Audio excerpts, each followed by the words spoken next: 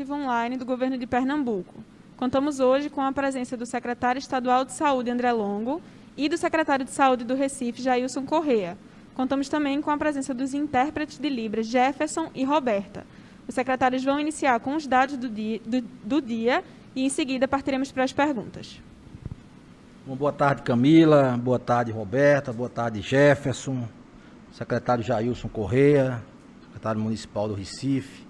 Boa tarde a todas e todos. Hoje confirmamos 381 novos casos da Covid-19 no estado.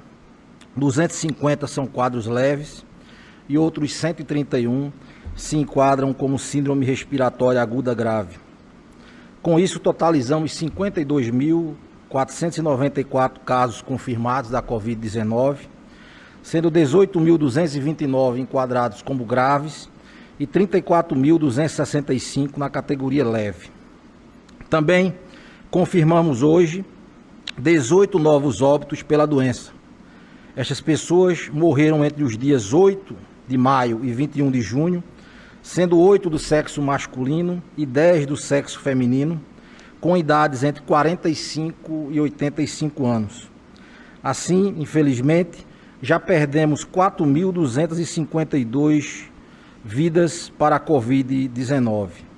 Completamos no final de semana o 100º dia de quando confirmamos os 2 primeiros casos da Covid-19 em nosso estado. Desde o começo, temos trabalhado dia e noite nessa luta que ainda não tem hora para acabar. A vida de cada pernambucano é e continuará sendo nosso maior compromisso. Sabemos das dificuldades impostas a todos e precisamos ressaltar a determinação e o compromisso do povo pernambucano neste enfrentamento. Mesmo com muitas fake news e tribulações no plano nacional, o nosso povo fez jus à sua altivez, compreendeu a real gravidade no momento e ajudou, quando foi pedido pelas autoridades sanitárias, fazendo, em muitos momentos, o melhor isolamento possível do país. Isso muito ajudou a saúde de todos e foi decisivo para salvar muitas vidas e para baixar os índices de transmissão da doença na maior parte do estado. Por outro lado, em pouco mais de 3 meses, o governo do estado, a prefeitura do Recife, várias outras prefeituras municipais, secretarias municipais de saúde, fizeram o maior esforço sanitário, logístico e de mobilização de recursos humanos da história do nosso estado. Com isso, já se permitiu abrir mais de 2,5 mil leitos no estado, sendo 1,7 mil diretamente pelo governo do estado de Pernambuco, sendo 745 desses leitos de terapia intensiva. Maior esforço de abertura de leitos de terapia intensiva da história. Hoje, inclusive, ao lado do governador Paulo Câmara, pudemos visitar o Hospital de Referência Covid-19, Unidade de Boa Viagem, o antigo Hospital Alfa, que vai ativar nesta segunda-feira mais 10 leitos de UTI. Nós vamos dotar o Hospital Alfa, a partir de hoje, de 200 leitos, sendo 70 de UTI, 200 leitos, 170 de UTI. Tem a previsão de até o final do mês nós estarmos com a sua capacidade completa, totalizando 230 leitos. Hoje também chegamos à marca de 35.462 pessoas recuperadas da Covid-19 em nosso estado. Destes, mais de 8.300 eram pacientes graves, que tiveram de receber atendimento na nossa rede hospitalar e tiveram suas vidas salvas graças a esse importante suporte de aumento da capacidade instalada na rede para o enfrentamento da Covid-19. Hoje também é importante registrar que alcançamos a marca de mais de 100 mil exames realizados aqui em Pernambuco. Destes, mais de 55 mil foram testes moleculares do tipo RT-PCR, que é o mais preciso, indica a atividade da doença, né? E 63% desses exames RT-PCR foram realizados no Estado, no Laboratório Central de Saúde Pública, o nosso LACEN. Aqui, mais uma vez, quero prestar uma homenagem e meus agradecimentos a toda essa equipe dedicada e compromissada, que, sem dúvida, além dos profissionais que estão na linha de frente prestando assistência aos pacientes, todos que fazem o LACEN também são verdadeiros heróis nessa guerra que travamos contra o novo coronavírus, trabalhando diuturnamente, de manhã, de tarde, de noite, todos os finais de semana, cumprindo uma missão fundamental, que é de diagnosticar as pessoas com a Covid-19. Graças aos esforços de cada um de nós, gestores públicos, profissionais da linha de frente desta pandemia e a população, estamos dando passos ainda modestos para retomar algumas atividades, com forma muito cautelosa. Mais uma vez, preciso ressaltar que precisamos manter todos os cuidados com a Covid-19. É preciso que todos entendam esse momento e façam a sua parte. Não se iludam, o novo coronavírus ainda está entre nós e todos os cuidados precisam ainda ser tomados. A pandemia não acaba de repente. Nós não vamos virar simplesmente uma chave e voltarmos à normalidade. Nos ambientes laborais, no comércio, nos demais espaços de convivência, protocolos que evitem aglomerações e que promovam a higienização e a proteção precisam ser reforçados. Também é preciso que todos entendam que ainda é importante ficar em casa. Sair ainda deve ser uma opção para quem tem o que fazer fora de casa. Algo que se considere imprescindível para a sua sobrevivência, para cumprir alguma obrigação necessária. Por conta disso, nós precisamos ter ações de proteção também dentro de nossas casas. A pessoa que sai e volta ao seu domicílio diariamente pode estar trazendo a doença para seus familiares e vizinhos. É importante estar atento também para isso. Por isso, o distanciamento social, a higiene pessoal, o uso correto das máscaras. Infelizmente, nós temos visto muitas pessoas negligenciando o uso das máscaras, negligenciando as medidas de higiene. Essas medidas de distanciamento social, de higiene pessoal, o uso correto da máscara, precisam estar totalmente incorporados ao nosso dia a dia para quem vai sair de casa. Volto a dizer, nosso comportamento hoje será determinante para os próximos passos e para o que ocorrerá nas próximas semanas. Se cenas de aglomeração, como a que vimos hoje em Caruaru e no centro do Recife, continuarem a ocorrer e tiverem impacto na rede de saúde, no número de casos graves, no número de exames de RT-PCR positivos, nós precisaremos dar passos para trás. Nós não queremos fazer isso. Precisamos contar com a população, com a educação sanitária de cada um.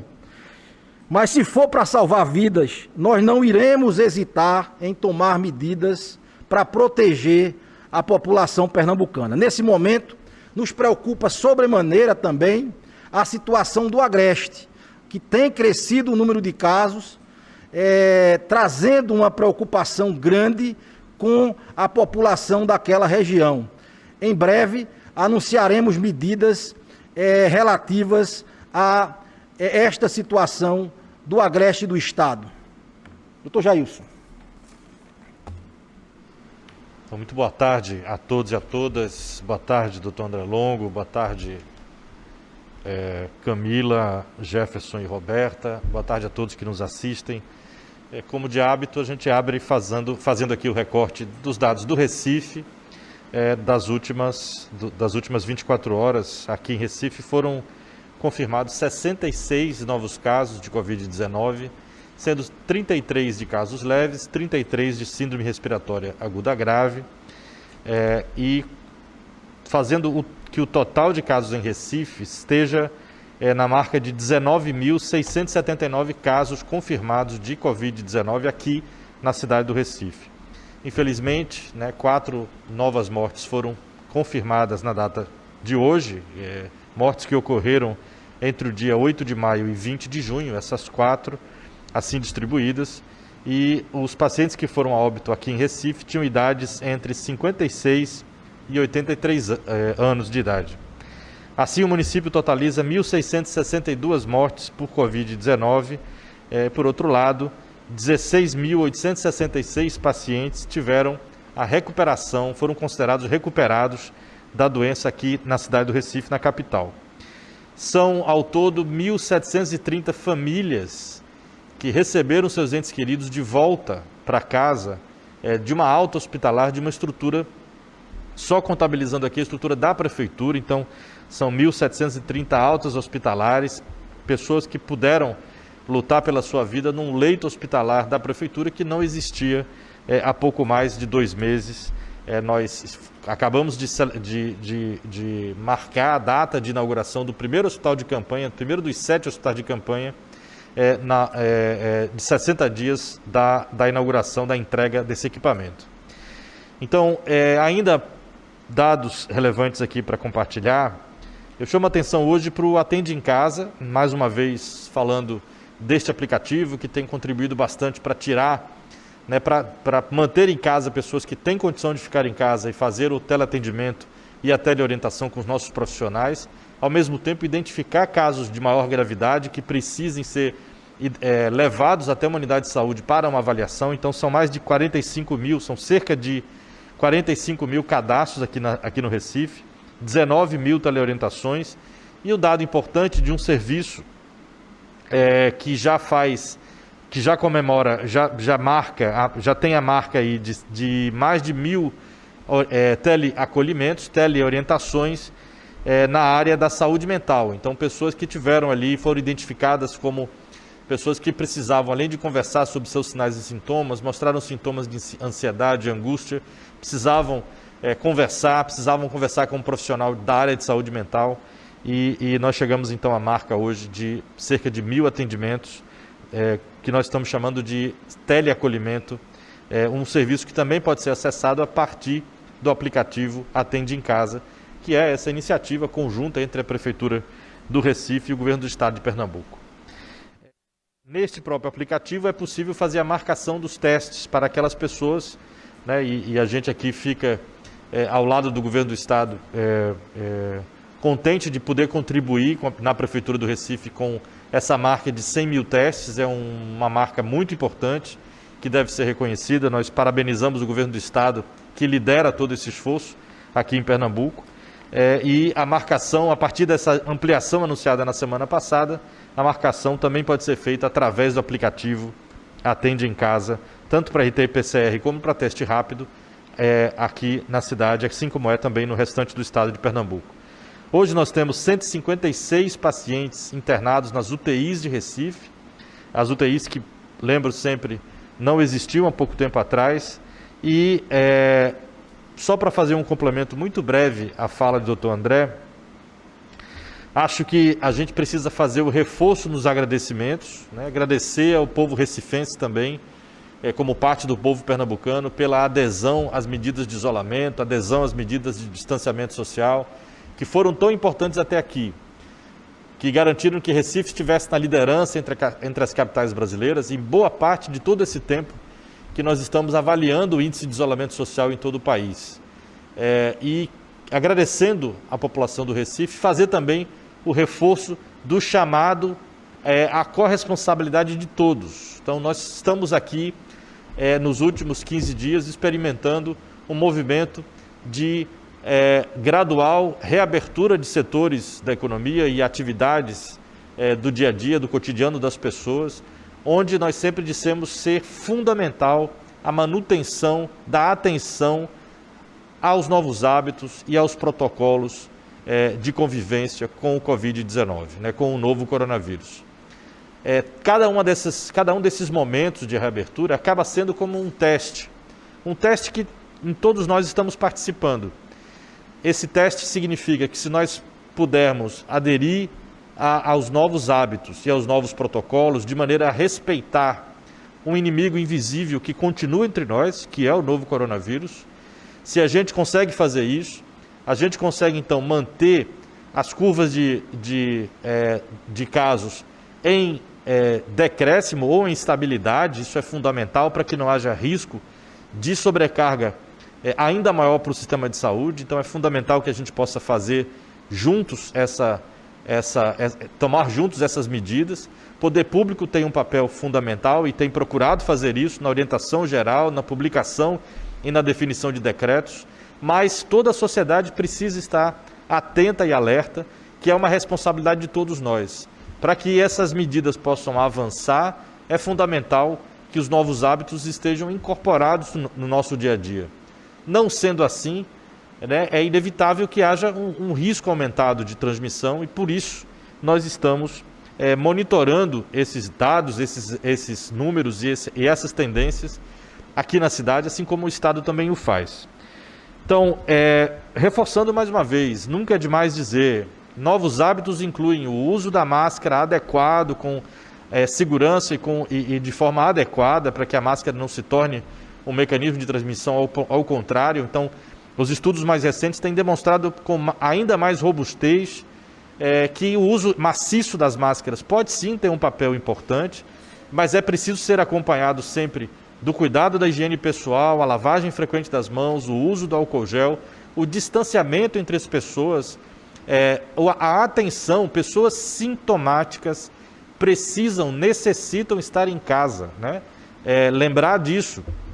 Quando a gente falava no início, a regra de ficar em casa passou a ser de todos, mas no momento de retomada, essa medida de isolar as pessoas, de guardar isolamento social restrito, pessoas que tenham sintomas, é absolutamente fundamental. Ela volta a ter uma importância ainda maior neste momento em que, pouco a pouco, alguns setores vão sendo reabertos.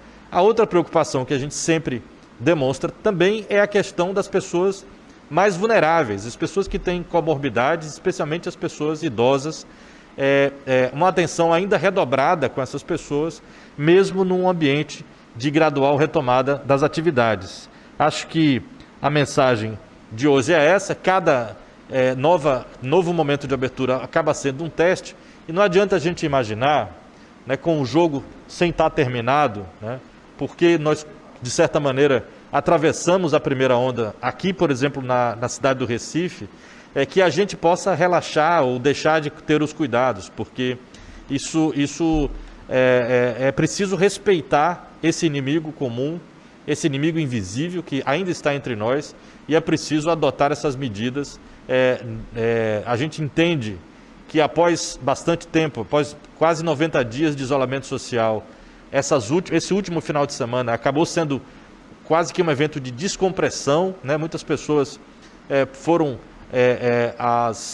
aos parques, às praças, à orla, por exemplo, ou voltaram às suas atividades, mas essa descompressão precisa ser feita com extrema responsabilidade, extrema cautela, adotando os novos hábitos, para que não seja necessário, como o doutor André falou aqui, dar passos no sentido de voltar a restrições mais rígidas, mais duras. Por isso, fica aqui o clamor, o chamado às lideranças comunitárias, às lideranças políticas, religiosas, os cidadãos e cidadãs da cidade do Recife, assim como do Estado, para que juntos possamos, com responsabilidade, buscar atravessar esse caminho com cuidado, com cautela, com respeito, sobretudo, a um inimigo invisível que continua causando doença, sofrimento e morte. A primeira pergunta de hoje é de Lara Cavalcante, da Rádio Petrolina. Quando o Estado cumprirá o prometido para implementar os 10 leitos de UTI com respiradores para Petrolina? Bom, o Estado tem um planejamento para a 4ª macro-região, que inclui a implantação de novos leitos, tanto na região do Sertão do São Francisco, em Petrolina. Queria comunicar que nós já enviamos 10 respiradores para a UPAE de Petrolina, para a abertura dos primeiros 10 leitos de UTI lá. A gente espera estar implementando esses primeiros 10 leitos até o final da semana, na UPAE de Petrolina. A UPAE de Petrolina, ela abrigará no seu conjunto, né, mais 10 leitos de UTI, ou seja, tem uma previsão para chegar a 20 leitos de UTI e 30 leitos de enfermaria. Preciso lembrar que a gente já disponibilizou para a população da região 10 leitos de UTI em hospitais privados em Petrolina. São 5 leitos no Hospital Neurocárdio, 5 leitos no Hospital Memorial de Petrolina. Também na região de Araripina, lá no sertão do Araripe, que compõe a 4ª macro, nós também já implantamos 10 leitos de UTI no Hospital Santa Maria, e há a perspectiva de um envio de mais 10 respiradores através de uma sessão que faremos para a implantação de mais 10 leitos de UTI na região do Araripe, no Hospital Santa Maria. A gente espera estar viabilizando essa entrega desses equipamentos até o final do mês. Também gostaria de registrar que estaremos fazendo, né, também uma sessão para o Hospital Universitário em Petrolina, né, para viabilizar a abertura de leitos de UTI. Lembrar que o Hospital Universitário de Petrolina é um hospital federal, administrado pela Empresa Brasileira de Serviços Hospitalares, né, cuja gestão é municipal. É um hospital que tem a gestão do município, é um hospital importante ali para a rede Pernambuco-Bahia, e também precisa ampliar sua capacidade instalada junto com o hospital de campanha, que nós estaremos escolhendo a organização social nos próximos dias para gerir os 100 leitos de enfermaria que ficarão à disposição para compor um conjunto com o Hospital Universitário de Petrolina, né, nesse contexto de enfrentamento à pandemia. É de se esperar que a doença chegue àquela região com mais força a partir do mês de julho. Hoje você já tem uma situação um pouco mais delicada depois da ponte, lá na região de Juazeiro, que inclusive fechou o seu comércio. É preciso que aquela região fique atenta também a este movimento, os movimentos que ocorrem na região da Bahia. Para se ter uma ideia, nós entramos em contato com a Secretaria Estadual de Saúde da Bahia, cobrando também a corresponsabilidade com a rede Pernambuco-Bahia do lado de Juazeiro. A Secretaria Estadual de Saúde da Bahia nos informou que fechou um convênio com o Hospital Promatre, lá em Juazeiro, para disponibilizar também 10 leitos de UTI novos lá para a Covid-19, para compor esse esforço da rede Pernambuco-Bahia, chamada Rede PEBA, no sentido de garantir assistência a toda a população daquela região. Adriana Vitor, da TV Jornal, pergunta: quantos testes para a Covid-19 são realizados hoje, em média, na rede pública de Pernambuco, e quantos eram realizados há um mês? Bom, há 30 dias nós tínhamos uma média de 1,1 mil exames processados por dia. Atualmente essa média é superior a 2 mil exames. É preciso destacar aí que, além da ampliação de testagem de RT-PCR, nós também temos a ampliação de testagem rápida. E aí, mais uma vez, é importante a gente fazer a distinção entre os exames de RT-PCR, que medem a atividade da doença, atividade real da doença, vírus em atividade, pela própria característica da análise molecular da presença do vírus, e distinguir isso dos testes sorológicos, em especial os testes rápidos, que avaliam, na grande maioria das vezes, uma doença que passou, que não está mais em atividade. Isso é muito importante, inclusive, para fazer as análises da evolução da doença, porque é a partir da atividade da doença que há transmissão da doença. Então você não pode considerar, por exemplo, para calcular a taxa de transmissão, um teste sorológico lá de uma pessoa que sequer teve sintoma, ou seja, que já está além do 10º dia, 14º dia, 14º dia, ou seja, que adquiriu imunidade. Então a gente tem que tomar muito cuidado com o processamento dessas taxas de transmissão que estão se valendo de teste rápido. Isso é uma questão que precisa ser colocada. Então o processamento de RT-PCR em Pernambuco, ele sempre seguiu uma normativa de fazer toda a testagem dos casos graves. Então, o melhor parâmetro para avaliar a atividade da doença em Pernambuco é a evolução do número de casos graves, de casos de síndrome respiratória aguda grave. Obviamente, nós estamos fazendo um grande esforço para ampliar ainda mais a nossa capacidade de testagem. Já falamos aqui da aquisição de máquinas automatizadas, temos feito isso através de parcerias, os próprios municípios agora passam a se mobilizar, a AMUP está com movimento junto à Universidade Federal, o Recife está com movimento junto à Universidade Federal e obviamente que nós queremos avançar, né, fortemente para novos públicos atendidos pela testagem RT-PCR. Hoje nós começamos uma ampliação forte desse processo ao atingir outras profissões essenciais com sintomas gripais leves, o que vai fazer com que a gente amplie em muito o público-alvo de testagem.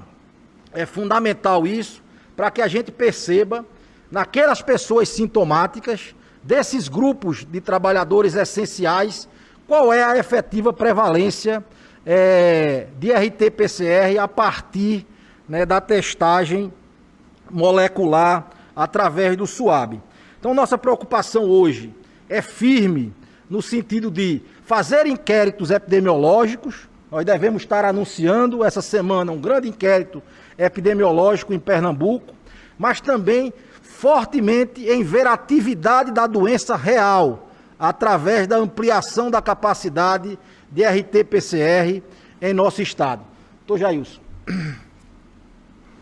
Gostaria de apenas complementar dizendo que, pela história natural da doença, como o doutor André muito bem colocou aqui, pela história natural da doença, a transmissão que ocorre na data de hoje, por exemplo, leva em média de 3 a 7 dias, em média 5 dias, para que aquelas pessoas que vão desenvolver algum tipo de resposta viral, ou seja, que depois do contato com o vírus, elas em cerca de 5 dias, é o que a gente chama de período de incubação. Então esse vírus pode estar ali, até algumas pessoas podem estar transmitindo, mas é o período de incubação. 80% das pessoas que entraram em contato com o vírus não terão nenhum sintoma, são os chamados assintomáticos. Dos que são sintomáticos, leva-se alguns dias também para que esses sintomas fiquem mais evidentes. E com o passar do tempo, esses sintomas evidentes levam as pessoas a procurar serviço de saúde e também a um percentual mais ou menos fixo na literatura de pessoas sintomáticas que entraram em contato com o vírus e desenvolveram os sintomas e que fazem formas graves. Cerca de 20%. Pode variar, 15%, pode ser um pouco mais do que 20%. Mas por que há essa parte, esse percentual mais ou menos fixo na população geral que entra em contato com o vírus, que faz forma grave, que leva a procurar um hospital para eventual internação? Quando a gente mede a temperatura do atendimento de pessoas com formas graves, é a melhor forma de avaliar o que está acontecendo com a doença como um todo. Então, a frequência de síndrome respiratória aguda grave, confirmada ou não por Covid, é um importante marcador de atividade. É claro que, com o passar do tempo e a disponibilidade de testes, e como o Pernambuco vem testando rigorosamente os casos de síndrome respiratória aguda grave desde o início da pandemia, é preciso, então, comparar síndrome respiratória aguda grave neste momento com outros momentos ao longo do tempo.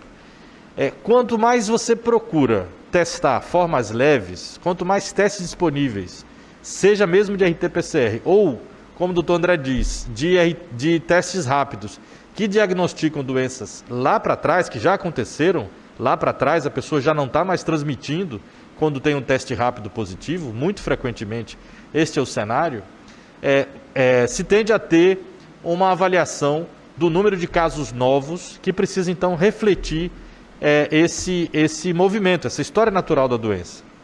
Em outras palavras, a procura do atendimento no serviço de saúde, como a gente olha aqui em Recife, quantas pessoas procuraram o serviço de saúde na atenção básica em 22 unidades para sintomáticos respiratórios na última sexta-feira, por exemplo?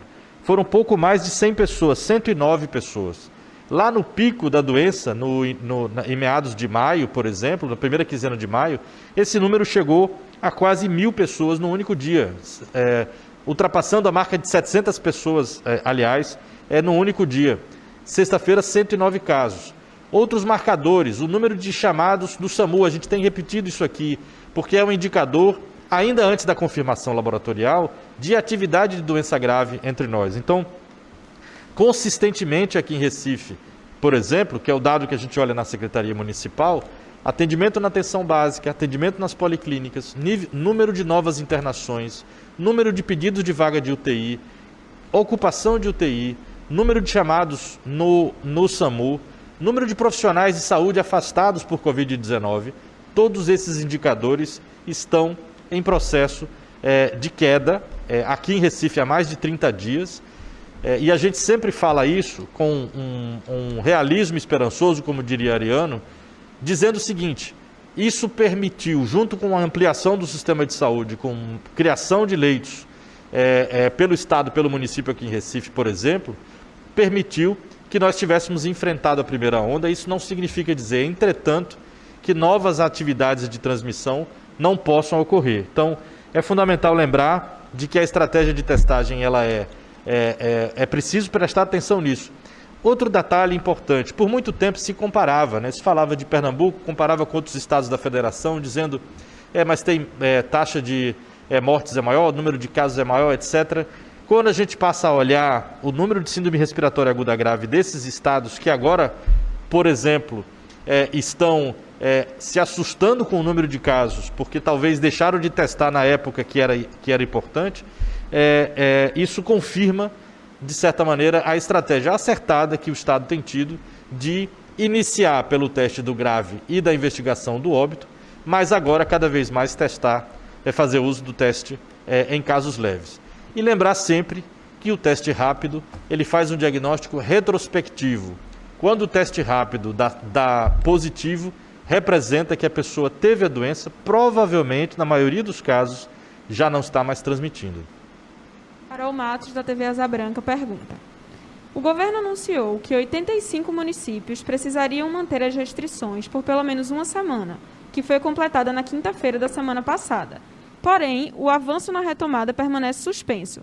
Qual suporte a Secretaria de Saúde está dando para que esses municípios reduzam o número de doentes e a ocupação de leitos? E qual a previsão para que eles diminuam a incidência de casos e possam seguir no plano de convivência? Bom, nós estamos avaliando os dados hoje da 25ª semana em todo o estado. Os números preliminares apontam para a manutenção da preocupação com a região do Agreste, em especial com a regional, com a 4ª região de saúde, que é a região de Caruaru, onde a gente tem visto um aumento do número de casos de forma proporcional muito maior do que na 5ª regional, que é a regional de Garanhuns. Então, nós devemos estar anunciando medidas a partir da avaliação do comitê de enfrentamento ainda no dia de hoje, mais tardar amanhã, em relação aos próximos passos para a região do Agreste, em especial da 4ª região, cuja sede é Caruaru. Continuamos conversando bastante com as prefeituras da região, especialmente com a prefeitura de Caruaru. A gente quer saudar, inclusive, a iniciativa da prefeitura de Caruaru para a abertura de mais 10 leitos de UTI lá no Hospital Manuel Afonso. A gente acha que essa é uma medida acertada, mas como bem disse Carol Matos, o nosso grande esforço tem que ser para reduzir o surgimento de doentes graves. Então, a gente sabe que quando um doente grave chega à UTI, e obviamente que a gente precisa ter UTI para eventualidade de ter doente grave, ele tem uma mortalidade alta, né? Nas melhores UTIs, essa mortalidade ela é alta. Então, o nosso esforço, como disse Carol, é para reduzir a incidência de casos graves na população. Para isso, nós precisamos reduzir a transmissão da doença. Então, naquela região ali do Agreste, notadamente na região de Caruaru, nós temos visto uma taxa de transmissão muito elevada, né? E, infelizmente, o funcionamento, né, de muitas áreas do comércio que não eram ainda para estar funcionando, na medida em que nós estacionamos o plano de convivência lá, nos 85 municípios. Então, nós estamos observando atentamente, né, esses processos lá na região do Agreste e deveremos estar anunciando novas medidas, além do trabalho de abertura de leitos. Nós continuamos trabalhando, né, para dotar toda aquela região de mais capacidade instalada para atendimento dos doentes. Nós temos expectativa de que até começo da semana que vem mais 10 leitos estejam em funcionamento no Hospital Mestre Vitalino.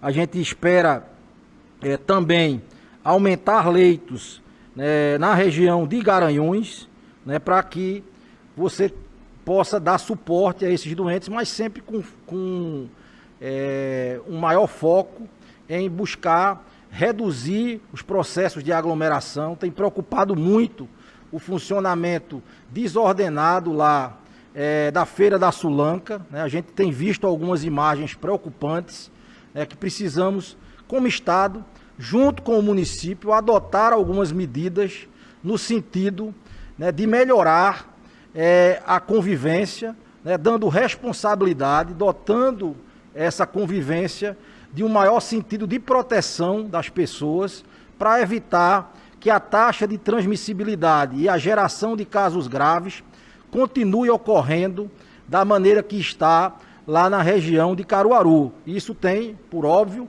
repercutido inclusive aqui nos hospitais da região metropolitana, onde a gente tem hoje, em algumas análises, Caruaru como o segundo município que tem mais residentes internados em hospitais aqui da região metropolitana. Então, isso realmente é preocupante, na medida em que precisamos dar as mãos, Estado e municípios, para conter a evolução da doença, em especial ali na região de Caruaru. Folha PE. Mais de 1 milhão de casos de Covid-19 no país e um número superior a 52 mil em Pernambuco. Esse é o momento certo de abrir shoppings, parques e praias, uma vez que, apesar da tendência de queda de novos casos, o movimento tem sido desaconselhado por infectologistas? Nossas análises, elas são amplas, né? Elas estão baseadas na ciência, né? Pernambuco foi um dos estados que fez uma quarentena ou um processo de isolamento, né, progressivo, né, mais efetivo ao longo de praticamente 80 dias, e tem tomado medidas no sentido de um plano de convivência extremamente cauteloso e conservador. Se for comparado com outros estados que adotaram medidas, muitas vezes, de abertura sem ter os indicadores que Pernambuco tinha quando adotou essas medidas. Então, Pernambuco adotou essas medidas, está observando dia a dia análise de semanas epidemiológicas. Nós não nos guiamos por um único indicador.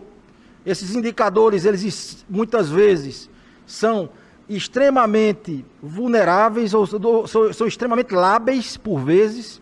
É preciso ver tendências maiores. Então, nós passamos praticamente 20 dias com a taxa de transmissibilidade abaixo de 1. É fato que hoje ela ultrapassou um pouco o número 1, mas ele não é homogêneo no estado. É preciso dizer isso. Nós não temos homogeneidade. Então, eu acabei de falar do exemplo do Agreste. O Agreste claramente está puxando a taxa de transmissão do estado para cima.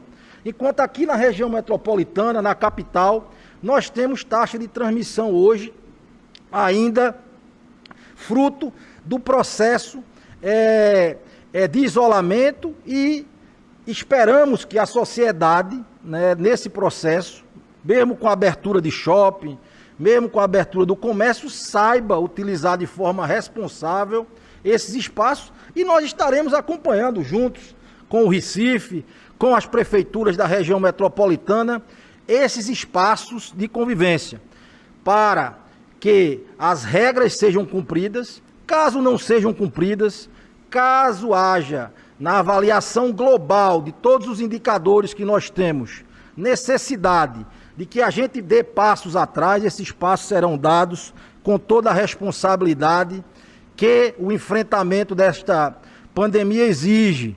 Na verdade, todos nós estamos aprendendo cada dia, cada semana com esta pandemia, observando o que ocorreu no mundo, observando o que tem ocorrido em outros estados, observando uma série de indicadores, de pesquisadores que têm mostrado que precisamos ter cautela na avaliação dos números, mas um processo de retomada do ponto de vista da sociedade para este processo de convivência com o novo coronavírus, ele precisa ser iniciado em algum momento. Tomamos a decisão, estamos observando cada passo para ver quais as repercussões, tanto do ponto de vista epidemiológico, quanto do ponto de vista das repercussões no sistema de saúde. Doutor Jailson. Vou só fazer acho que um complemento, de certa maneira, na resposta à pergunta anterior. Eu acabei antecipando algumas das coisas que eu queria aqui complementar, mas retomando o tema, é importante lembrar de que há um equilíbrio delicado aí a ser buscado entre, por exemplo, a retomada paulatina, gradual, como o doutor André sempre diz, de uma forma conservadora, ou seja, de uma forma cautelosa ao longo do tempo, dentro da situação em que Recife, em que Pernambuco se encontram hoje. Não há regras que valham para todo mundo, todos os espaços. Cada uma das regiões, inclusive, tem aprendido com as experiências de outras regiões para não cometer erros semelhantes, por exemplo, e aproveitar aqueles acertos, mas cada circunstância precisa ser pensada na sua peculiaridade, particularidade local, na capacidade que se tem, por exemplo, de dar determinadas respostas, na própria desigualdade social, nos desafios que temos na cidade, e aqui em Recife, por exemplo, não é diferente. Então, o cuidado e a cautela e a corresponsabilização da sociedade são elementos fundamentais. Quando a gente diz que há diretrizes ou há reaberturas graduais, elas estão pautadas em cuidados em relação à transmissão que precisam ser rigorosamente seguidos, sim.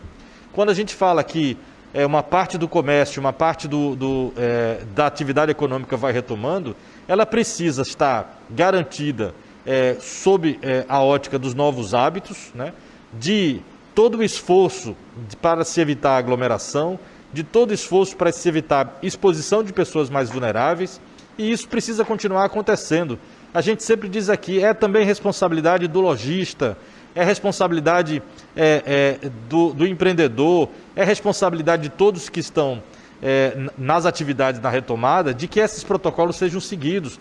É responsabilidade do setor saúde, que também vai aos poucos fazendo aqui a retomada das atividades para cuidar de maneira mais próxima das doenças crônicas não transmissíveis, que também são causas de adoecimento e, inclusive, de morte. Então, equilíbrio delicado, importante é ter, baseado na ciência, na tomada de decisão, avaliando sempre os dados, né, vislumbrando a situação daquele momento e calculando os riscos a serem tomados com muita cautela. Acho que esse é o grande recado.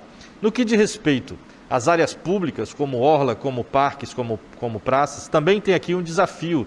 O que foi autorizado em Recife foi a retomada das atividades ao ar livre e individuais. Então, dentro de todos aqueles protocolos que têm sido colocados. Então, é fundamental que, para que essa retomada ocorra, a gente possa seguir devidamente os protocolos, sempre avaliando, é sempre um teste.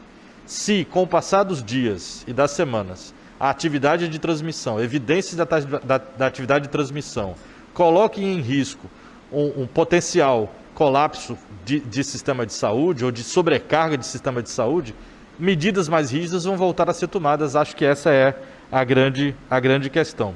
Lembrando que no Recife há uma parceria com o Porto Digital, técnicos da Secretaria de Saúde, técnicos do governo, de diversas áreas do governo, com especialistas, cientistas que fazem todo esse monitoramento, mapeamento, inclusive com uso de dados em tempo real para a tomada de decisão. Wagner Oliveira, da TV Clube, pergunta: nesta segunda-feira foram confirmadas 18 mortes pela Covid-19 em Pernambuco. Como a Secretaria Estadual de Saúde avalia esse número diante do cenário atual de pandemia no Estado? Bom, nós temos sempre dito, primeiro, lamentar, mesmo sendo um número aparentemente baixo, né, são famílias, né, são pessoas que se vão, né, e causam um grande impacto para as suas famílias. É um número que, se a gente pega a série histórica de anúncios diários, é um número pequeno, mas comparado a outros, não mas não pode servir de referência. Na verdade, a gente tem buscado sempre dizer que um número maior ou menor anunciado naquele dia não significa necessariamente o que ocorreu nas últimas 24 horas. Nunca é o reflexo das últimas 24 horas. É o reflexo de uma série de dias, e esse número de 18 ele precisa ser distribuído ao longo dos dias e feita a análise a partir dessa distribuição que permite que você faça a partir das semanas epidemiológicas e a partir das médias móveis a análise mais adequada de como está evoluindo o número de óbitos em nosso estado. É fato que nós temos uma redução sustentada do número de óbitos ao longo das semanas epidemiológicas. Isto é claro.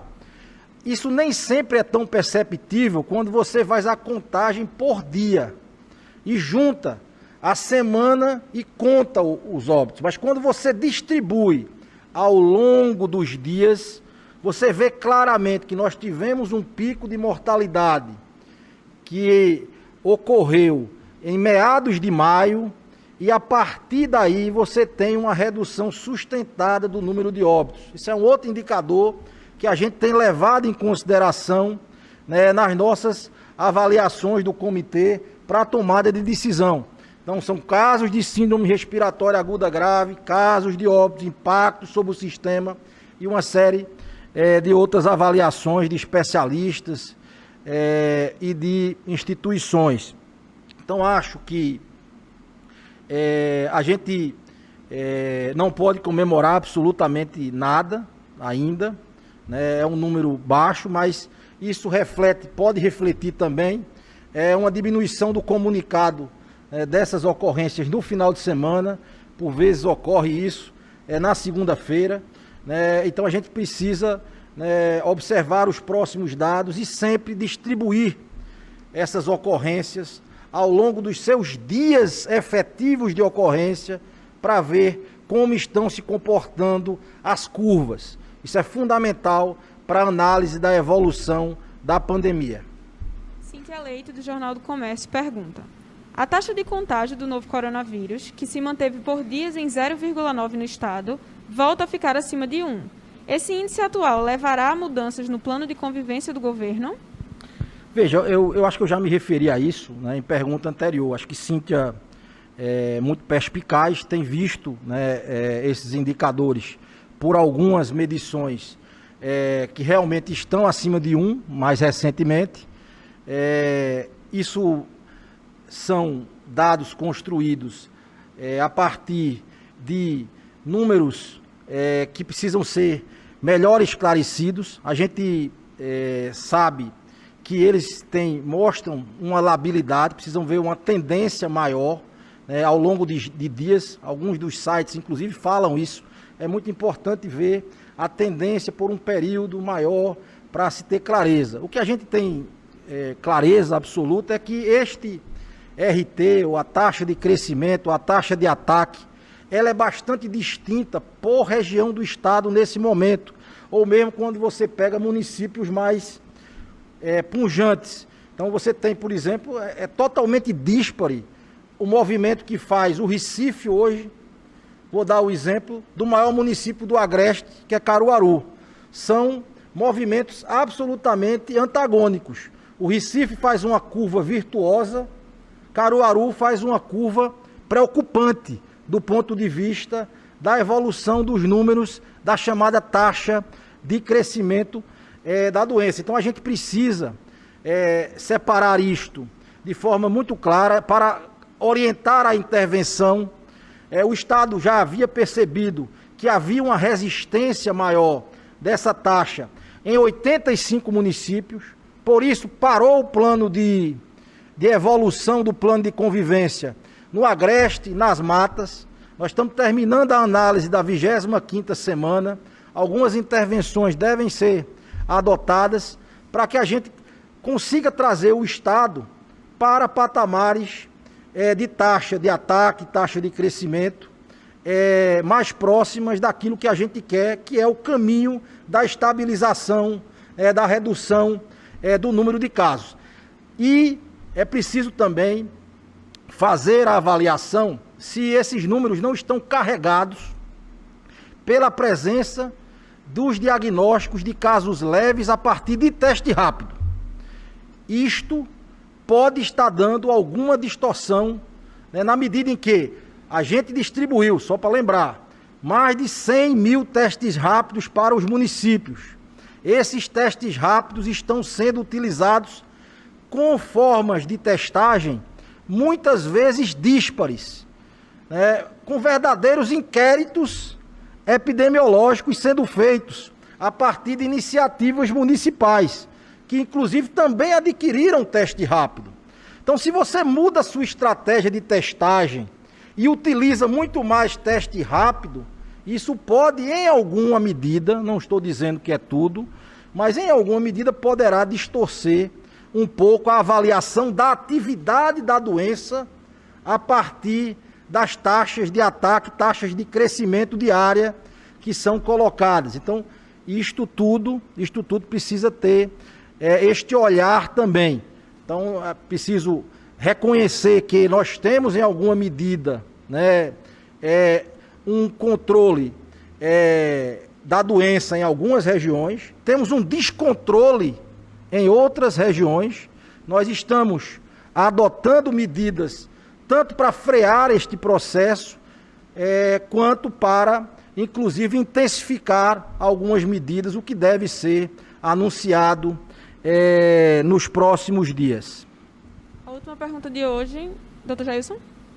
Talvez, Camila, só de maneira complementar, acho que fazendo uma referência à pergunta de Wagner e de Cíntia juntas, quando o momento mais difícil era, e o doutor André aqui se referia, o epicentro da pandemia no Estado, da epidemia no Estado. A pandemia, sim, ela é feita de epidemias locais, com dinâmicas e tempos diferentes. Então, quando vivíamos aqui na região metropolitana o momento mais difícil, foi preciso fazer o lockdown em 5 cidades da região metropolitana. E hoje, olhando em retrospecto, se vê que essa medida foi acertada no tempo, porque ela exatamente aconteceu logo depois em que os indicadores estavam no seu pior momento, então contribuíram, na verdade, para que houvesse uma redução de casos novos, de óbitos e de atendimentos, todos aqueles outros indicadores que a gente falou. Uma coisa importante que eu não me referi no primeiro momento, que agora eu relembro, é que a questão também do termômetro do sepultamento de casos cujos atestados de óbitos são de síndrome respiratória aguda grave, confirmado ou não por Covid, como um termômetro. E também isso coincidiu, a primeira quinzena de maio foi o período mais difícil para a região metropolitana. Com a interiorização, a distribuição ao longo, inclusive das grandes rodovias, um fenômeno que já foi descrito pelos pesquisadores, a gente percebe que o Estado vive epidemias em momentos diferentes. Daí porque também acertado a avaliação de que não se pode ter uma medida única que seja absolutamente igual em todo o estado, porque há situações e particularidades em cada região, e isso não só no indicador da taxa de contágio, mas em outros indicadores também.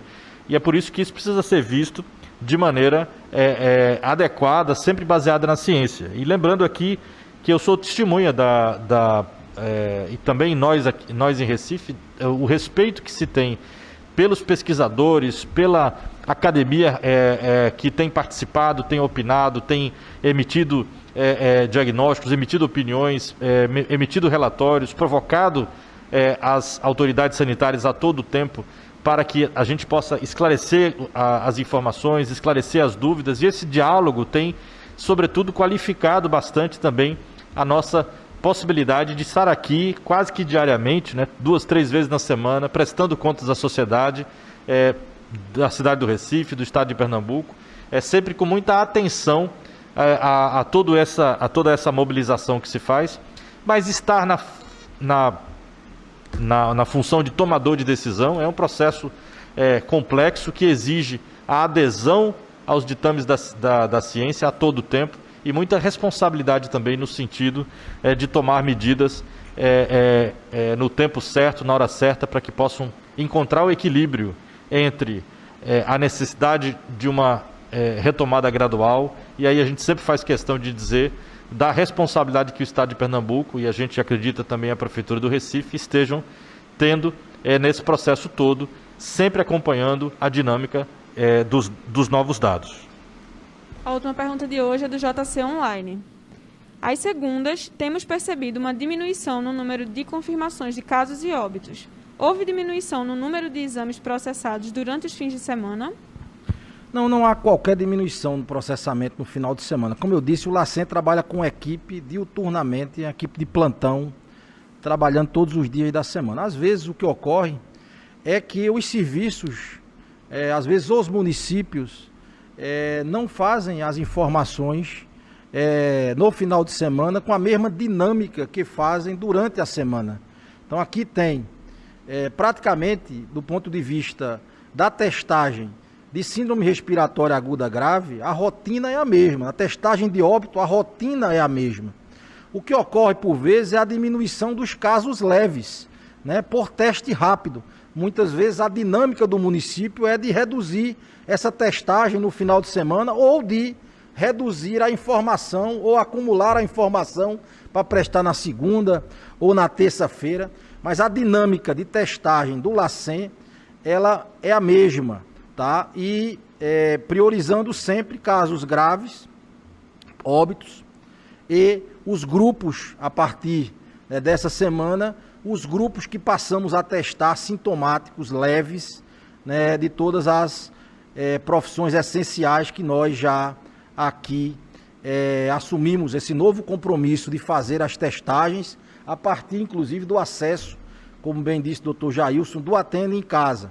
Então, a nossa perspectiva é ampliar esta sentinela, né, de síndrome gripal, né, como um todo. Aí sim nós vamos poder também, né, aferir a atividade da doença nesses grupos, né, e ver o percentual de positividade na testagem desses grupos que potencialmente têm sintomas, né, suspeitos da Covid-19. Doutor Jailson. Não, André, só pedindo para fazer uma correção em tempo aqui, na última, Camila, antes de fechar a coletiva. Na verdade, a correção de um dado, eu falei no início, na abertura, o número de recuperados. Eu tenho aqui o dado corrigido, o número de recuperados para a cidade do Recife, que será divulgado no boletim daqui a pouco, né? Ele já está aqui disponível. Houve um erro de digitação, então o número de recuperados é de 15.858. E não 16 mil, como eu havia falado, um erro de digitação, peço desculpas e corrijo aqui em tempo suficiente para corrigir essa informação. Encerramos então mais uma coletiva online do Governo de Pernambuco. A entrevista completa fica disponível no YouTube oficial do Governo. Obrigada, boa noite.